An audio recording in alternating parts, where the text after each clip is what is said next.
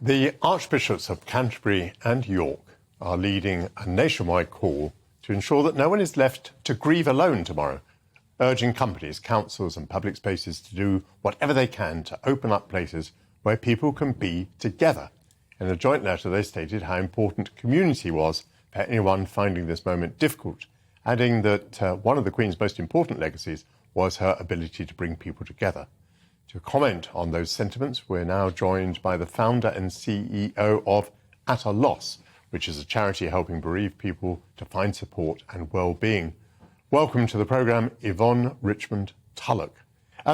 Quite remarkable, is it not, that the Archbishop should issue this letter talking about the effects that people may feel from the death, not of their mother, their father, their son, their daughter, but the monarch. Is that not remarkable in itself?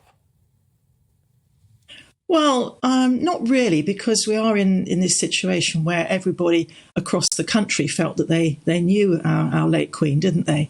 And it's not so that therefore surprising that people are having their own sense of grief, their own sense of loss.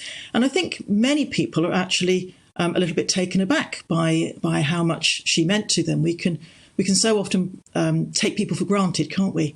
And then when they're gone, we suddenly realise how much they meant to us. So I don't think it's surprising that they're asking the country to do this.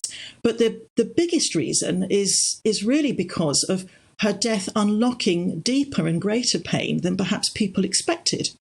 We have what you could call a sort of a nation of unprocessed grief. We've just been through the pandemic, where 1 million people died in restrictions, and we haven't actually had a chance for those deaths to be processed.